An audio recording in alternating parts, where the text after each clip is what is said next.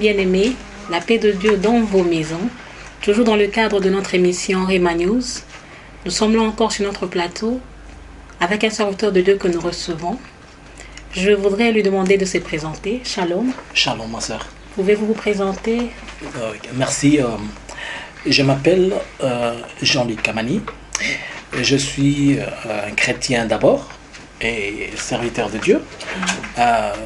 Comme ministère, j'ai un ministère évangélique, mais je suis pasteur après que je sois... je suis passé au sacre, c'est-à-dire j'ai été consacré comme étant pasteur, après être consacré à d'autres échelons du ministère. Et ça fait plus de 10 ans que je sers le Seigneur comme ça, étant consacré pasteur. Ouais. Oui, vous habitez la Suède ou vous venez de loin ou Ouais, en passant, je dirais, j'habite la Suède. Je suis africain, comme ça se présente, ça comme se ça se voit. Je viens de la RDC, c'est mon pays. Je suis congolais de la RDC. Je sers dans le ministère dont je suis visionnaire. Le ministère en question, il s'appelle Fire and Miracle Ministry in the World, c'est-à-dire ministère de feu et de puissance dans le monde. Ça fait plus de 9 ans que le ministère en soi, il évolue. Ici, je suis en train de ce qu'il est comme étant aussi installé. Je suis en train de partir par la grâce de Dieu, avec la cellule où je suis, avec le ministère, mais en Afrique, j'ai d'autres cellules qui existent déjà, du Fire and Miracle Ministry.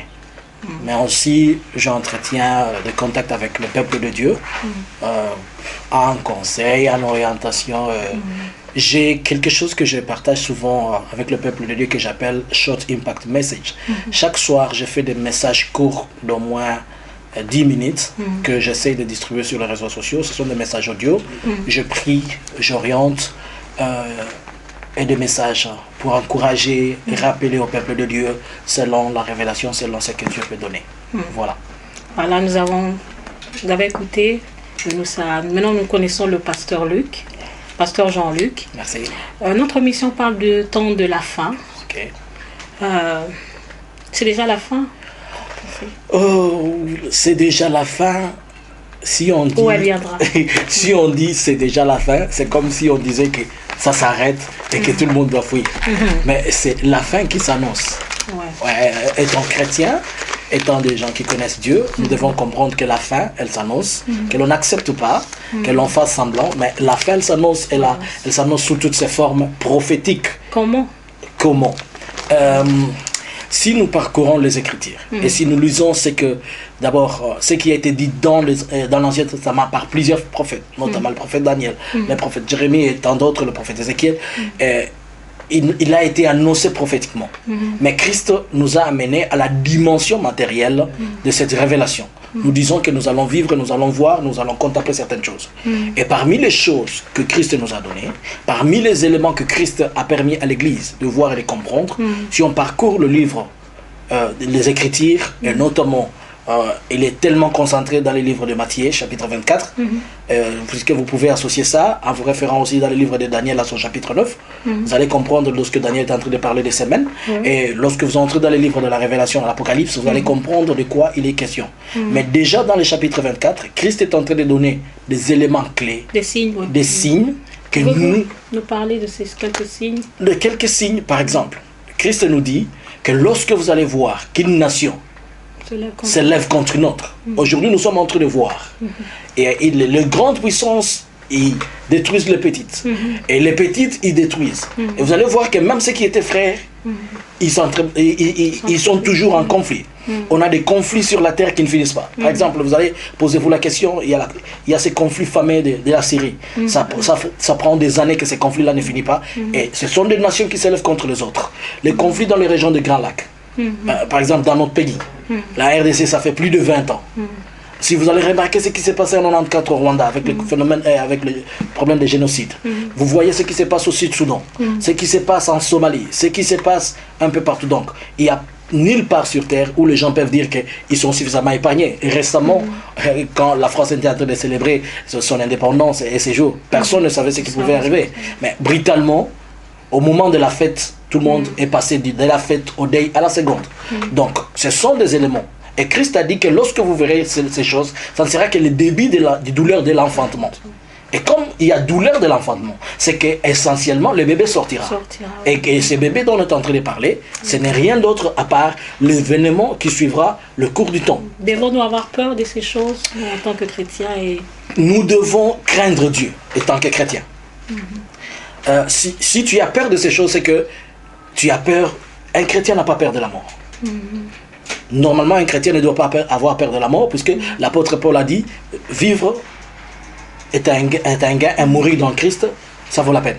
Donc moi je ne pense pas qu'un chrétien peut avoir peur de ça s'il est suffisamment averti et préparé. Mais le chrétien a peur s'il ne vit pas la vie chrétienne, s'il est dans le péché. Jadis, un pasteur était en train de nous dire que si vous voyez quelqu'un mourir ayant un visage frustré, c'est qu'il a eu peur de la mort. Il est parti sans pour autant être content de sa mort. Mais un chrétien qui meurt doucement, vous le voyez, vous voyez même son corps, des gens ils disent, c'est comme s'il était endormi. Et il ne mourrait même pas. Donc, un chrétien averti ne doit pas avoir peur de la mort. Mais nous vivons la mort étant physique, puisque la mort a deux formes. Il y a la mort physique et la mort spirituelle. Et la mort physique, c'est celle que le médecin déclare, ils nous disent, le cœur ne fonctionne plus, il n'y a plus de mouvement. Ça, c'est la mort physique. Mais il y a une autre mort qui est plus importante, c'est la mort spirituelle. Et la mort spirituelle, on la contracte lorsqu'on est dans le péché. Et une fois tombé dans le péché, qu'on ne s'en sort pas, on est aussi mourant, on est mort. Et c'est comme ça qu'un chrétien qui vit cette mort spirituelle, ça peut la conduire aux morts physiques, et tous les deux, ils ne vont pas l'aider. Mais un chrétien n'aura jamais peur de la mort, puisque la mort pour un chrétien, c'est un passage d'une vie normale à une vie éternelle, la rencontre avec le Messie, avec son mari. Donc, un chrétien ne peut pas avoir peur de la mort. Nous avons parlé, avant notre émission, on a eu à parler. Vous avez dit que vous aviez un message. Et ce message avait trait au temps de la fin aussi. Ce message est un message particulier ou un message... ça concerne qui? Merci ma soeur. Le message dont j'ai à passer au peuple de Dieu, ça va être un peu court mais direct. C'est un message qui ne concerne pas le chrétien. C'est un message qui ne concerne pas les païens. C'est un message qui concerne tout le monde. Quand je parle de chrétien, c'est-à-dire celui qui a un jour s'est décidé de recevoir Jésus-Christ comme Seigneur et Sauveur. Puisque même si vous avez reçu Jésus-Christ et qu'un jour vous vous retrouvez dans le péché, vous êtes toujours vous êtes toujours chrétien et que vous devez revenir à votre Dieu. Mais on est tous fils de Dieu d'abord, puisque nous sommes sortis de l'alliance au travers Jésus-Christ qui nous a donné cette vie à la croix. Sachant que nous sommes tous enfants de Dieu. Nous avons la sémence de Dieu. Mais seulement on doit sortir de l'étape de cette conception et devenir totalement entre les mains de Dieu. Et ce message que j'ai adressé, ce n'est pas adressé à l'Église.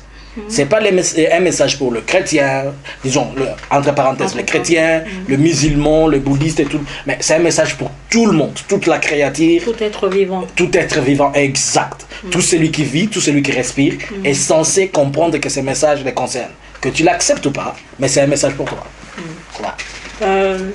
Pouvez-vous nous donner ce message en quelques mots? Oui, merci ma soeur. Je bénis le Seigneur puisqu'il a permis à ce que nous puissions avoir ce temps pour discuter et parler de ces choses.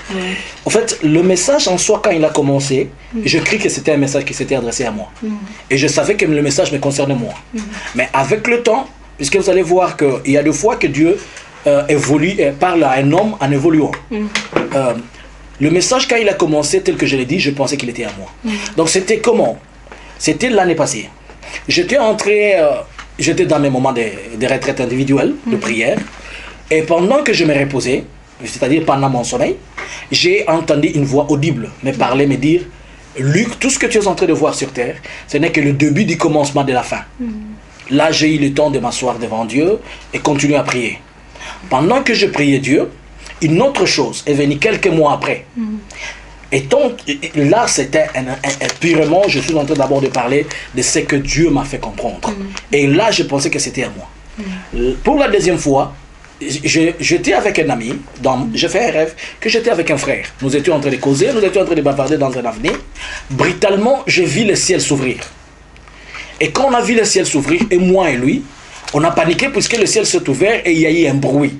Maintenant, ce qui est sorti du ciel, on a vu un homme assis sur le cheval.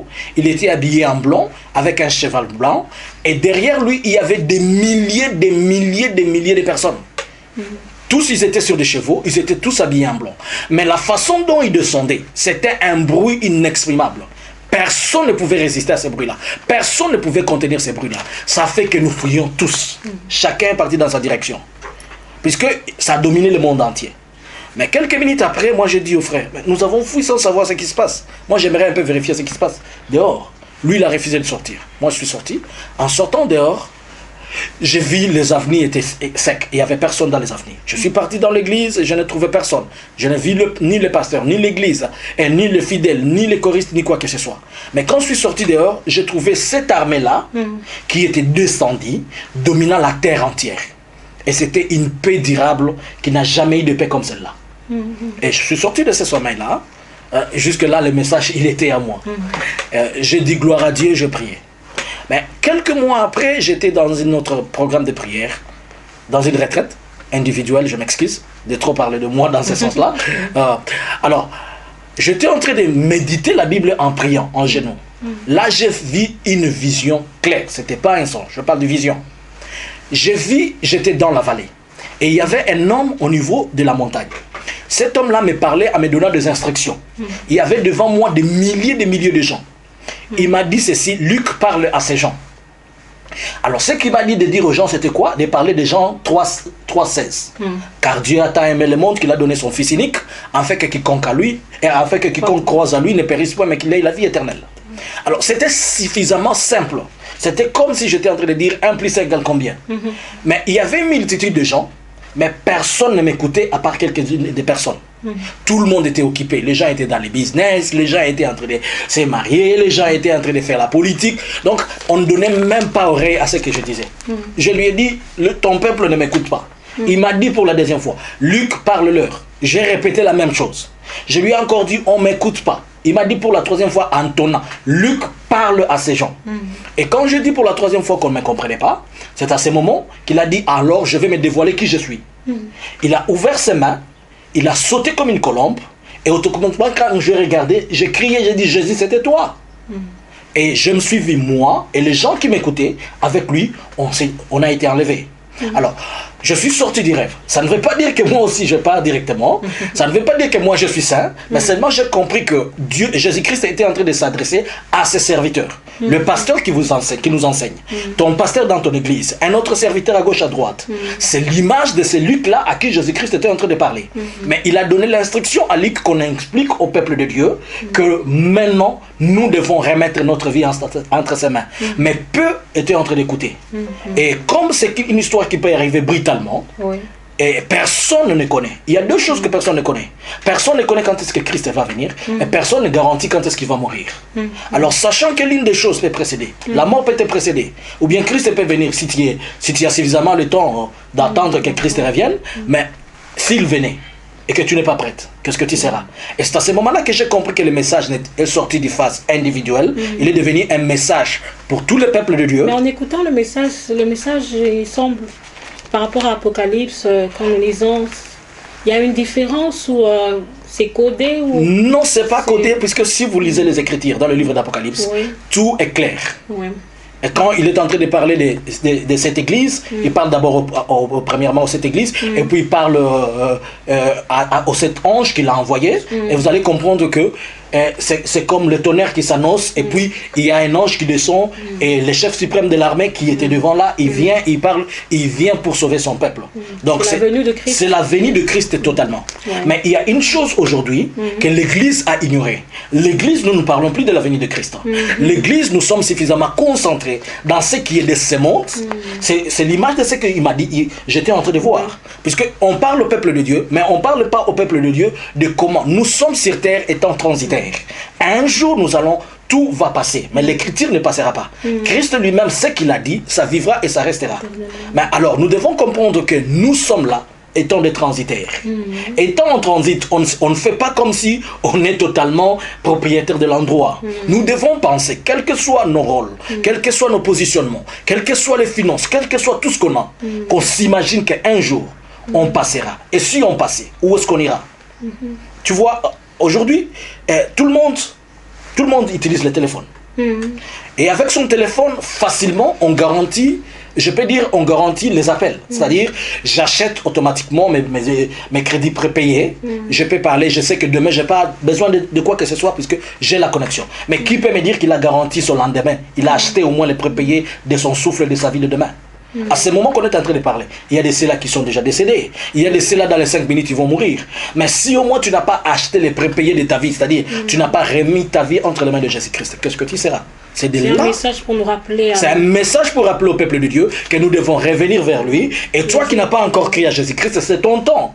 Puisque comme on s'est dit au début là, regarde un peu ce qui se passe. Les gens sont devenus un peu dans l'insécurité. Même si on ne le dit pas, tout le monde est vide d'insécurité. Oui, ça se sent, on ne sait pas. Est-ce qu'en sortant d'ici, qu'est-ce que je serai? Si ce n'est pas la maladie qui t'attrape, c'est peut-être une bombe qui tombe, on ne sait pas d'où elle vient. Si ce n'est pas une bombe qui tombe, tu dors et tu ne te réveilles pas. Si ce n'est pas ça, donc, il y a tellement beaucoup de choses. Tu as vu, je suivais l'information 2 jours passés, en Turquie, les gens qui étaient à l'aise, il y a eu un coup d'État. Et les gens sont décédés.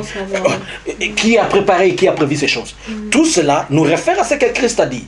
Les éléments que Christ nous a donnés, et ce sont des éléments qui nous prouvent et qui nous amènent à croire à suffisance que réellement, la venue du Fils de l'homme, elle s'annonce. Elle est proche. Que tu crois ou que tu ne crois pas, que tu fasses les sourds d'oreilles. Que tu dises qu'à cause de tes millions, tu ne mourras pas, gloire à Dieu. Que tu dises qu'à cause de tes biens, tu ne mourras pas, gloire à Dieu. Mais moi, je fais ce que Dieu m'a dit, que je rappelle au peuple de Dieu. C'est juste, il m'a donné le temps, Christ m'a demandé de sensibiliser son peuple. Juste, je commence cette sensibilisation, rappeler au peuple de Dieu. Et c'est lui qui m'écoute, qu'il fasse la même chose, qu'il rappelle à une autre personne. Et nous, les serviteurs de Dieu, et nous, dans chaque domaine, nous devons apprendre tel qu'aujourd'hui, au travers de cet espace, vous nous aidez à passer ces messages. Et nous devons maintenant, nous aussi, avoir l'obligation de rappeler au peuple de Dieu. Nous avons besoin de miracles, oui. Nous avons besoin de tout, oui. Nous avons besoin de tout, oui. Mais souvenons-nous qu'un jour, Christ viendra. Et quand il viendra, où est-ce que nous serons? Et s'il ne vient pas, il ne nous retrouve pas. Si tu mourrais, où est-ce que tu iras? Voilà, c'était ça le message que Dieu m'a remis et que j'avais besoin de passer au peuple de Dieu. Vraiment, pasteur Jean-Luc, que Dieu vous bénisse. Amen, ma sœur. Nous n'avons pas beaucoup de commentaires à dire, à faire. Seulement de racheter le temps, car les jours sont mauvais. Ouais. Les jours sont vraiment mauvais. Ouais. Nous avons besoin de comprendre ces choses, parce que c'est pas beaucoup d'hommes de Dieu qui parlent de ces choses, de la fin de temps. En fait, moi, je pense que, et nous, les fidèles que nous sommes, nous devons nous aider aussi. Les fidèles, quelque part, nous sommes devenus fans d'une certaine catégorie de choses. Les fidèles aujourd'hui, les fidèles n'aiment pas qu'on leur rappelle de leur vie de péché. Les fidèles n'aiment pas qu'on leur rappelle de la vie de la venue de Christ. On nous pointe du doigt, le pasteur il est trop, soit il condamne trop, il pointe trop du doigt, et les gens fuient l'église à cause de ça. Alors que je lis, si tu lis même dans le livre, dans chapitre 24 de Matthieu, Christ a dit que la foi de beaucoup va diminuer et certains seront même égarés. Et il a dit, faites attention, ne vous laissez pas séduire. Ne vous laissez pas séduire. Mais le problème, Christ nous a laissé, nous avons la Constitution, qui est la Bible. Mais les gens ne se réfèrent plus à la Constitution, les gens me regardent moi. Ce que moi j'ai fait, c'est ce qu'ils aimeraient faire. Mais moi aussi je crie à Jésus-Christ comme Seigneur et Sauveur. Et ce jour-là, tu ne diras pas que non, moi je n'ai pas donné ma vie puisque pasteur Jean-Luc s'est me conduit. Mais Jésus te posera la question, c'est lui qui est mort à la croix pour toi? C'est Christ, à Christ que l'on croit. Moi aussi je crois au Seigneur Jésus-Christ. Toi aussi mon frère et ma soeur, tu devais croire à lui. Arrêtons de demander, arrêtons de faire de nos pasteurs comme étant des fans d'une association. Mais ils doivent être aussi des modèles pour nous. Certes, certes, c'est une très grande recommandation. Nous devons être modèles.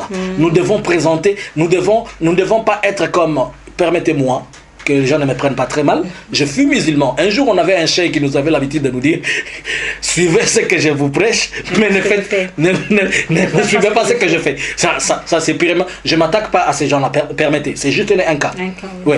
Donc, nous devons aussi être modèles. Nous devons être exemples.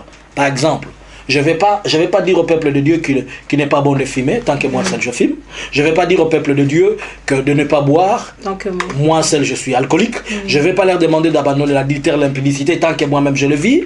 Je ne vais pas leur demander de ne pas aimer le monde, tant que moi-même je m'en donne au monde. Donc voilà, là, ce sont des choses que nous devons nous rappeler et que nous devons abandonner. Et aujourd'hui, les brebis sont devenus un peu égarés, puisque ils disent, et le pasteur lui qui fait ça. Et alors moi, voilà. Donc les serviteurs de Dieu doivent être des modèles aussi pour aider. Obligatoirement, puisque Christ aussi n'était pas modèle. D'abord, on va comprendre. Être chrétien, Christ, notre modèle. Être chrétien, nous devenons chrétiens puisque nous avons accepté Jésus-Christ. Ouais. Et après, Christ a dit, allez et faites de toutes les nations mes disciples. Et lorsqu'on parle de disciples, on parle de... D'abord, dans le mot disciple, il y a deux choses. Il y a le premier mot qui divise le mot disciple, il y a discipline dedans. Et quand on parle de la discipline, on parle de la ligne de conduite de quelqu'un. Christ avait sa ligne de conduite. Et lorsqu'on doit suivre Jésus-Christ, on doit être discipliné. Je ne vais pas te dire aujourd'hui, maman, tu es maman pasteur, ou bien tu es la femme du pasteur, ou bien le pasteur te dit, vous devez suivre ceci, vous ne devez pas faire comme je l'ai fait. Non. Non, non, non. Il doit d'abord, moi, je dois prouver cette discipline, et les chrétiens doivent avoir cette discipline-là. Donc nous devons être disciplinés par rapport à la vie que nous faisons. Et c'est ce qui... Vous savez une chose, les païens n'ont pas besoin d'être prêchés, leur dire croyez Jésus-Christ et vous serez sauvés, vous et votre famille. Les païens ont besoin de nos comportements. Le païen a besoin de voir ce que nous leur présentons. Nous devons avoir un comportement qui est irréprochable, qui permet à ce que les gens comprennent que suffisamment nous sommes des chrétiens. Parce qu'on ne donne que ce qu'on a. Exactement. Je peux parler, mais quand je n'ai pas ça en moi, c'est tout à fait normal. Et si il est impossible qu'un lion donne naissance, à moins que l'on fasse des greffes que ce qu'on est en train de faire aujourd'hui, qu'il sorte une chèvre. Donc le comportement que moi je vais avoir, c'est ce qui va influencer les choses. Donc c'est une très grande recommandation pour nous les hommes de Dieu, pour tous les chrétiens. Nous devons être modèles, nous devons nous arranger et d'être quand même. Je veux bien que nous avons la chair. Je veux bien que nous avons des faiblesses. La Bible dit, mon serviteur, cette fois il est tombé, cette fois je l'ai relevé. Mais on ne doit pas dire que là où la grâce abonde, là où le péché abonde, la grâce surabonde. Non, non. Ça c'est mal interprété et chercher comment s'abriter. Mais nous devons vraiment être des modèles. Mon frère et ma soeur, je ne suis pas là en train de condamner quelqu'un. Je ne suis pas là en train de jeter une pierre à un serviteur. Je ne veux pas, je sais qu'il y a des gens qui veulent prendre tout pour question de polémique.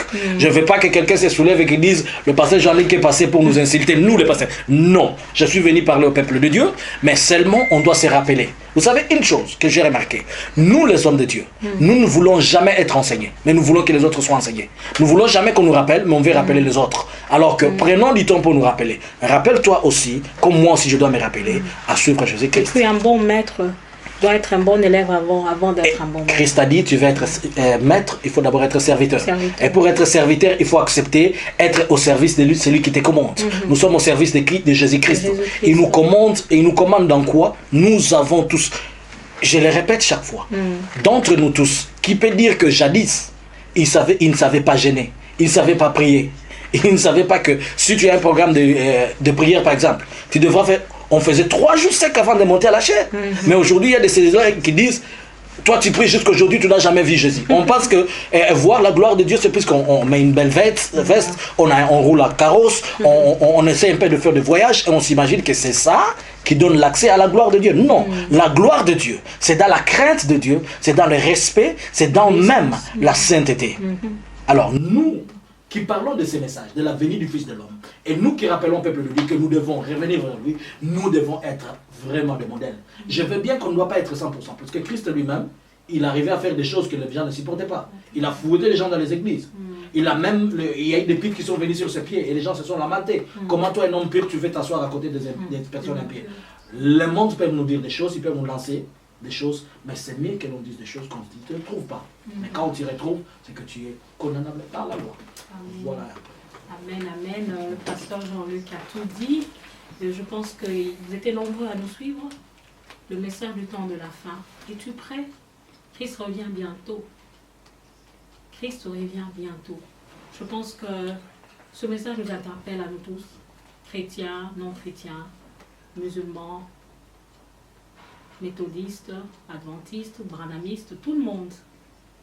nous attendons la venue du Fils de l'homme. Je bénis notre Seigneur et merci beaucoup, Pasteur Jean, pour ce message. Merci, ma sœur aussi. Je pense que ce n'est pas la dernière fois. Non, je pense que je suis déjà accueilli dans la grande famille qui est Rema Web. Et certainement, je pense que vous tous, avec l'équipe, que Dieu vous bénisse pour ce que vous êtes en train de faire. D'une manière ou d'une autre, nous avons aussi l'obligation de prier pour vous, puisque vous nous aidez quand même à permettre à ce que les messages arrivent au peuple de Dieu. Et que Dieu bénisse tout celui qui a suivi. Amen. À lui la gloire. Je te rappelle encore, souviens-toi que Jésus-Christ t'aime. Et il a besoin de toi. Donne ta vie à lui. Il est là. Son sang coule encore. Ne regarde pas ce qui se passe dans ta vie aujourd'hui. Ne te contente pas de ce que tu vis. Mais contente-toi de remettre ta vie entre ses mains. C'est la meilleure des choses. Amen, amen. Que Dieu vous bénisse toujours sur 3 points. www.raymondcoin.com. C'était moi, la sœur Marie. Au revoir et à bientôt. Merci.